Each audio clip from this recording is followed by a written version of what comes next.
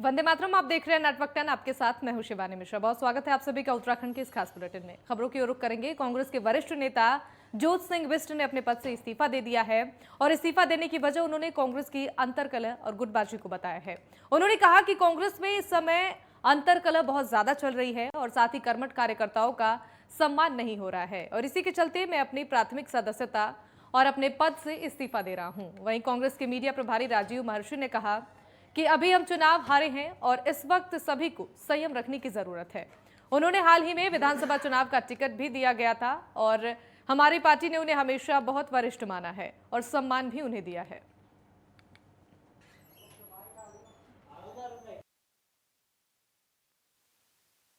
देखिए, वजह हमें भी समझ में नहीं आती है क्योंकि उन्हें अभी हाल ही में विधानसभा चुनाव में टिकट भी दिया गया था और बहुत वरिष्ठ उन्हें हमारी पार्टी ने हमेशा माना है और सम्मान भी वरिष्ठता के हिसाब से दिया है। मैं ये समझता हूँ कांग्रेस पार्टी एक बहुत बड़ा परिवार है।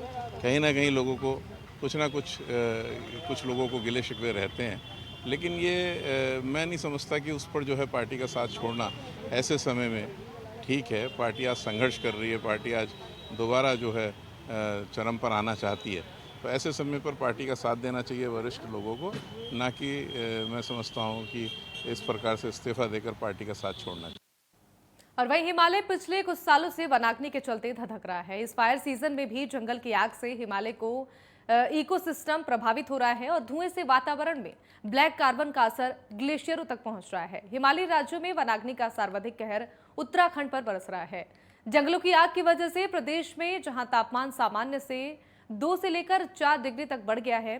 हालांकि इन सबके बीच पर्यावरण को बचाने के लिए गढ़वाल विश्वविद्यालय के वैज्ञानिक आर.के. मैखुरी का प्रयास काफी सकारात्मक रहा है, जिसके परिणाम अब सामने आ रहे हैं। उत्तराखंड पूरी दुनिया में अपने क्लाइमेट के लिए जाना जाता है, लेकिन बीते कुछ सालों से यहाँ के पर्यावरण में बड़ा अंतर देखने को मिला है। यहाँ की नदियां और हवा तेजी के साथ प्रदूषित हो रही हैं। गढ़वाल विश्वविद्यालय के वैज्ञानिक आर.के. मैखुरी इस बदलाव पर काफी समय से अध्ययन कर रहे हैं। गढ़वाल विश्वविद्यालय के वैज्ञानिक की कोशिश है कि जंगलों में लगी आग समेत अन्य कारणों से उत्तराखंड के पर्यावरण को जो नुकसान पहुंच रहा है उसे काफी हद तक कम किया जाए और इसमें उन्हें बड़ी सफलता भी हाथ लगी है।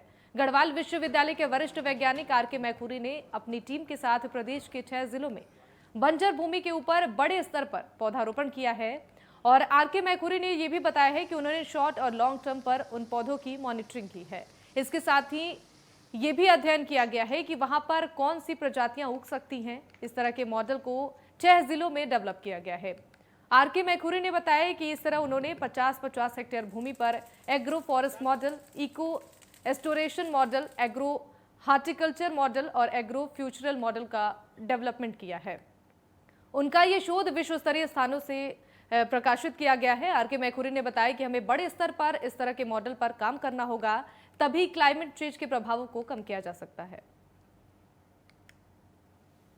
बेसिकली हमने जो कार्य किया वो हमने जो डिग्रेडेड लैंड, जिसको हम वेस्ट लैंड और बंजर भूमि कहते हैं, उसमें हमने साइंटिफिक तरीके से और लोगों को इन्वॉल्व करके प्लांटेशन एक्टिविटी उसमें की और उसको शॉर्ट टर्म और लॉन्ग टर्म बेसिस पे उसका हमने मॉनिटरिंग किया और ये असेस किया कि वहाँ पे कौन सी प्रजातियाँ अच्छी हो सकती हैं जो क्लाइमेट रेजिलिएंट पेड़ हों और जो कि तीव्र गति से उग सकते हैं और जिनका बायोमास प्रोडक्शन ज़्यादा हो सकता है। और उस हमने इस प्रकार के उत्तराखंड में 5-6 जिलों में करीब 8-10 मॉडल डेवलप किए हैं।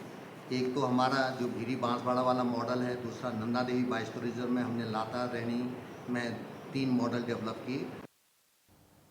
और वहीं सरकार के महत्वाकांक्षी प्रोजेक्ट सैन्य धाम को समय से निर्मित करवाने के लिए राज्य के सैनिक कल्याण मंत्री गणेश जोशी ने तैयारियां तेज कर दी हैं। आज सैनिक कल्याण मंत्री ने सैन्य धाम के निर्माण को गति देने के लिए अपने कैंप कार्यालय में सैनिक कल्याण विभाग के सचिव, अपर सचिव, जिला प्रशासन तथा कार्यदायी संस्था के अधिकारियों के साथ बैठक की। इस दौरान बीते 28 से 29 अप्रैल को उत्तर भारत के 3 प्रमुख युद्ध स्मारकों का अध्ययन कर लौटी टीम द्वारा अपनी संस्तुतियों के संबंध में प्रस्तुतिकरण भी दिया गया। सैनिक कल्याण मंत्री गणेश जोशी ने कहा कि सैन्य धाम के निर्माण को 2023 के अंत तक पूर्ण कर लेने के लिए हम कृत संकल्पित हैं।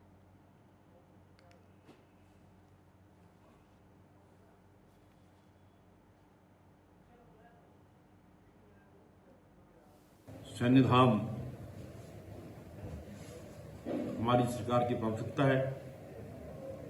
नरेंद्र मोदी जी की गरीब परिकल्पना मेरा ड्रीम प्रोजेक्ट है और जिसको 2023 तक किसी भी हालत में हमने पूरा करना है। उसके लिए मैंने आज एक मीटिंग रिव्यू करने के लिए आज अपने कैंप कार्य पर आहूत की थी, जिसमें हमारे सचिव सैनिक कल्याण, अपर सचिव, हमारे डायरेक्टर, डीएम व कार्यदायी संस्था के सारे अधिकारी मौजूद थे।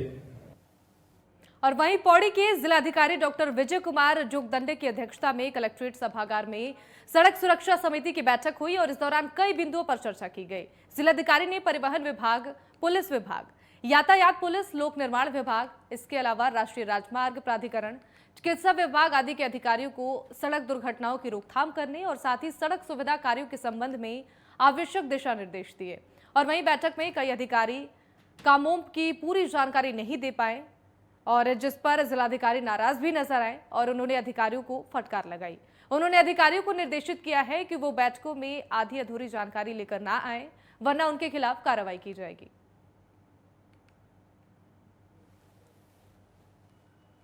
पद स्तरीय सड़क सुरक्षा समिति का बैठक आयोजित किया गया है। वर्ष के प्रथम त्रैमास में जो घटनाएं घटित हुआ है उसका कंपैरेटिव आकलन किया गया है। गत वर्ष की तुलना में इस वर्ष की दुर्घटना की संख्या में भी कमी आया है। साथ में जो मृतकों की संख्या है या घायलों की संख्या उसमें भी कमी आया है। हम लोगों ने जो कार्य ऐसे थे जिसमें सीआरएफ के माध्यम से पैसा सैंक्शन हुआ है और गत वर्ष में जो घटनाएं हुई थी उन स्थानों को चिन्हित करते हुए वहाँ पर कुछ सुरक्षात्मक कार्य करने की आवश्यकता थी, तो वो कार्य भी जो है अभी कई विभागों ने पूर्ण कर लिया है, विशेष तौर पे पीडब्ल्यूडी।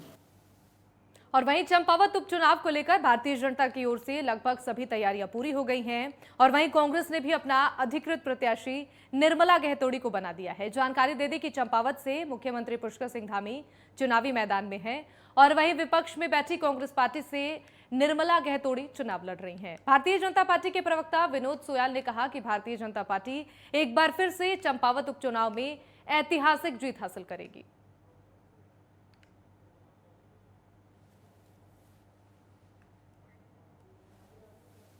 उत्तराखंड की जनता ने नरेंद्र मोदी जी के मार्गदर्शन में और पुष्कर सिंह धामी जी के नेतृत्व में अपना जनादेश दिया है। अब उपचुनाव होना है जिसमें श्री पुष्कर सिंह धामी जी चंपावत से भारतीय जनता पार्टी के उम्मीदवार हैं।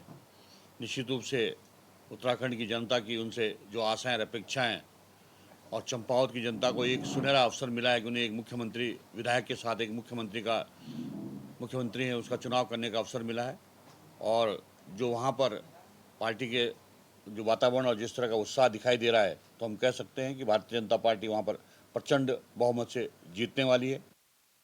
और वहीं चंपावत उपचुनाव से पहले कांग्रेस को एक बड़ा झटका लगा है। कांग्रेस के प्रदेश उपाध्यक्ष ज्योत सिंह बिष्ट ने कांग्रेस से इस्तीफा दे दिया है। भारतीय जनता पार्टी के प्रदेश प्रवक्ता विनोद सोयाल ने कांग्रेस पर निशाना साधते हुए कहा कि कांग्रेस के पास ना तो नीति है और ना ही उनकी नीयत साफ है, जिसके चलते उन्हें विधानसभा चुनाव में हार का सामना करना पड़ा और अब उनके नेता पार्टी से इस्तीफा दे रहे हैं।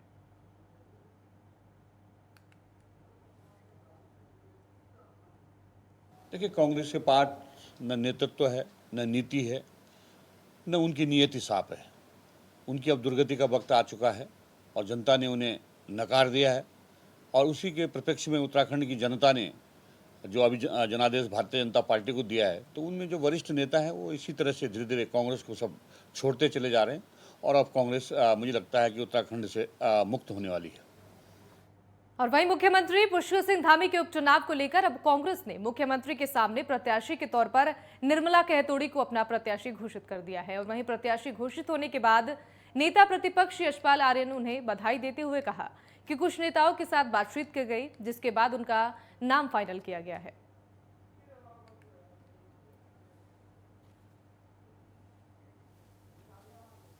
देखिए, आम चंपावत में हमारे ऑब्जर्वर गए और सबकी राय ली गई। वरिष्ठ नेताओं के साथ बातचीत हुई है, जो वहाँ के हमारे संगठन के कार्यकर्ता हैं, संगठन के लोग हैं, जो हमारे पूर्व विधायक हैं, सबकी राय ली गई और उस आधार पर ऑब्जर्वर्स ने, जो पर्यवेक्षकों ने जो रिपोर्ट भेजी, उसी को आधार बनाया गया है। वो जिला कांग्रेस कमेटी के अध्यक्ष रही हैं, समर्पित कार्यकर्ता हैं, उनकी बहुत बड़ा योगदान रहा है। तो निश्चित रूप से बहुत अच्छा चयन है, पार्टी का फैसला है। और वहीं देश भर में बिजली संकट लगातार बढ़ता जा रहा है और उत्तराखंड में भी स्थिति ये है कि कई घंटों की बिजली की कटौती यहां पर की जा रही है। और वहीं बिजली कटौती को लेकर नेता प्रतिपक्ष यशपाल आर्य ने सरकार पर हमला बोला है। उन्होंने कहा है कि 4 धाम यात्रा में 4 घंटे बिजली काटी जा रही है और ये प्रत्यक्ष प्रमाण है कि भारतीय जनता पार्टी की सरकार इस मामले में फेलियर साबित हुई है।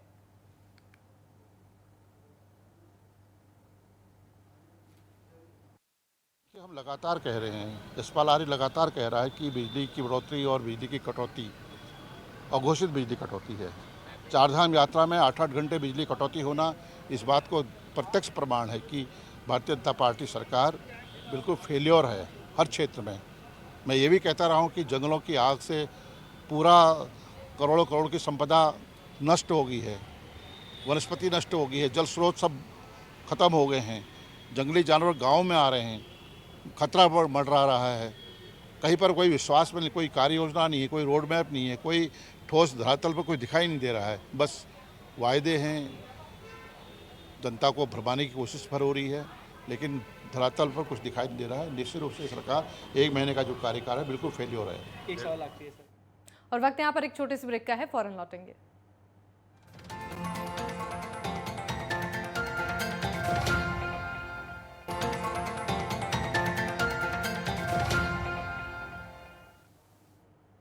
ब्रेक के बाद एक बार फिर से आप सभी का स्वागत है। खबरों में आगे बढ़ेंगे।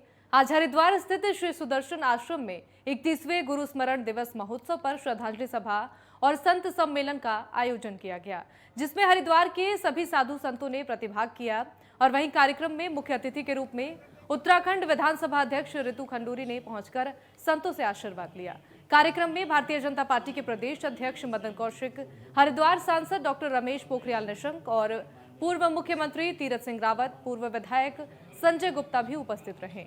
वहीं संत समाज के सम्मेलन में विधानसभा अध्यक्ष रितु खंडूरी ने कहा कि आज हरिद्वार आई हूं और सभी संतों का आशीर्वाद लिया है। 4 धाम यात्रा पर बोलते हुए उन्होंने कहा कि सरकार ने बहुत सी अच्छी तैयारियां की हैं और हम जानते हैं कि 4 धाम यात्रा बहुत बड़ी होने वाली है। काफी संख्या में लोग आएंगे और यात्रा सुचारू रूप से चलेगी।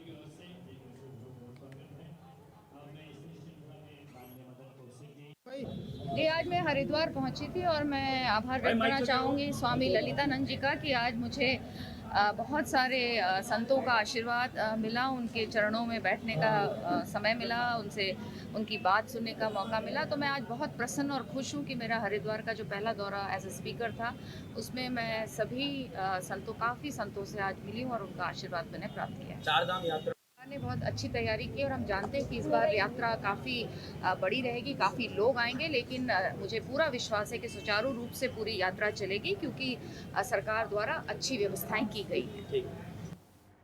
और वहीं पंच केदारों में तृतीय केदार के नाम से विश्व विख्यात भगवान तुंगनाथ के कपाट ठीक 12 बजे कर्क लगन में वेद ऋचाओं और श्रद्धालुओं के जयकारों के साथ ग्रीष्मकाल के लिए खोल दिए गए हैं। कपाट खुलने के पावन अवसर पर लगभग 10 क्विंटल पुष्पों से भगवान तुंगनाथ समेत सहायक मंदिरों को भव्य रूप से सजाया गया। और वहीं भगवान तुंगनाथ के कपाट खुलने के पावन मौके पर लगभग 700 से ज्यादा तीर्थयात्री साक्षी बने हैं। भगवान तुंगनाथ के कपाट खुलने के बाद तुंगनाथ यात्रा पड़ाव पर रौनक लौटने लगी है।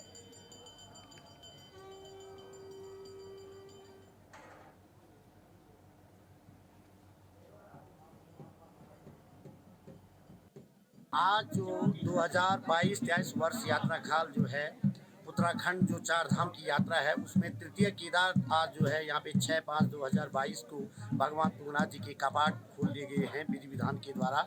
यहाँ पे मठापति जी के द्वारा गर्भगृह में जो स्वयंभू लिंग है उसका जलाभिषेक करके आम श्रद्धालुओं के लिए यात्रा वर्ष 2022-23 के लिए ये खोल दिए गए हैं। और आज जो यहाँ पे यात्री लगभग 650-700 यात्री यहाँ पे पहुँच चुके हैं और यहाँ पे यात्रियों का आना जाना लगा हुआ है क्योंकि आज भगवान केदारनाथ जी के कपाट भी खुल गए हैं। इसके बाद यहाँ पे यात्रियों का आना जाना लगा रहेगा। मैं भगवान से प्रार्थना करूँगा कि सभी स्वस्थ रहें, सुखी रहें। और वहीं तृतीय केदार भगवान तुंगनाथ की चल विग्रह उत्सव डोली चौपत्सा से कैलाश के लिए रवाना हो गई और सैकड़ों भक्त भगवान शंकर के जयकारों और महिलाएं मंगल गीतों से डोली की अगुवाई कर रही हैं। भगवान तुंगनाथ की चल विग्रह उत्सव डोली सुरमय मखमली बुग्यालों में नृत्य करते हुए दोपहर तुंगनाथ धाम पहुंचेगी और भगवान तुंगनाथ के कपाट वेद ऋचाओं के साथ ग्रीष्मकाल के लिए खोल दिए जाएंगे।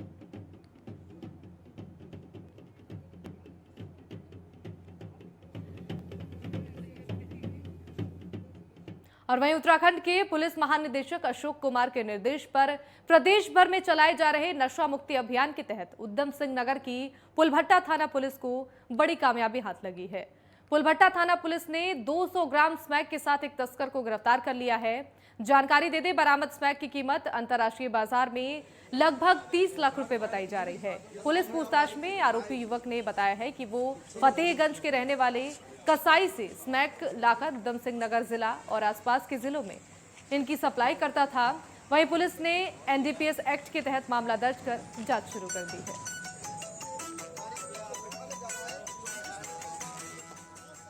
ये एक आरोपी नईम खान, ये सीबीगंज बरेली के रहने वाले हैं। इनको 200 ग्राम स्मैक के साथ गिरफ्तार किया गया है और इससे डेफिनेटली जो है क्षेत्र में नशे की प्रवृत्ति पर रोक लगेगी। साथ में हम लोग इनके बाकी भी इन्वेस्टिगेशन कर रहे हैं कि कहाँ से लाए थे, कहाँ पे बेचा जाना था, तो इस बारे में विवेचना की जा रही है। जो विवेचना में तथ्य आते हैं उसके हिसाब से कार्रवाई की जाएगी और इस गुड वर्क के लिए वरिष्ठ पुलिस अधीक्षक महोदय द्वारा 5,000 रुपये का इनाम भी घोषित किया गया है। और वहीं गदरपुर के नेशनल हाईवे 74 पर मोतीपुर गांव निवासी युवक को पैसे के लेन देन को लेकर गोली मार दी गई, जिससे वो घायल हो गया। और क्षेत्राधिकारी वंदना वर्मा ने बताया है कि मोतीपुर निवासी 2 युवक बाइक से कहीं जा रहे थे और तभी बाइक पर सवार 3 लोगों ने युवक को गोली मार दी। 2 लोगों की पहचान हो चुकी है और वहीं तीसरे की पहचान की जा रही है। फिलहाल पुलिस ने मामला दर्ज कर लिया है और जांच पड़ताल में जुटी है। घटना की सूचना मिली थी। इसमें 2 व्यक्ति अली अहमद और यूसुफ, ये दोनों मोटरसाइकिल पर मोतियापुरा हाईवे से जा रहे थे। तो पीछे से 3 लोगों ने मोटरसाइकिल पर आकर इन पे फायर किया और उसके बाद जब वो गोली यूसुफ को लगी है और उसके बाद अली अहमद ने जब देखा तो उनमें से 2 व्यक्तियों की पहचान हुई है। एक डॉक्टर जाकिर केलाखेड़ा से और एक शाहिद। तीसरे व्यक्ति को पहचान नहीं हो पाई है। घटनास्थल का निरीक्षण कर लिया गया है और आगे इस मामले में पड़ताल की जा रही है। इसमें बताया जा रहा है इनका पैसे का लेन देन का विवाद है। पहले से विवाद चल रहा था और इस मामले में इनकी पंचायतें भी हुई थी। और वहीं हरिद्वार के रेलवे स्टेशन के सामने एक यात्री की पिटाई का वीडियो सोशल मीडिया पर तेजी के साथ वायरल हो रहा है। वीडियो में आप देख सकते हैं कि एक शख्स एक यात्री को जमकर पीटता हुआ नजर आ रहा है। इस दौरान यात्री की पत्नी गोद में बच्चा लिए यात्री को बचाने की कोशिश भी कर रही है, लेकिन व्यक्ति इतना गुस्से में आग बबूला नजर आ रहा है कि आसपास के लोगों द्वारा रोके जाने पर भी वो गाली गलौज करते हुए यात्री को पीट रहा है। हालांकि इस मामले की शहर कोतवाली में कोई तहरीर नहीं दी गई है और वहीं शहर कोतवाली पुलिस का यह कहना है कि मामले की शिकायत मिलने पर कार्रवाई की जाएगी।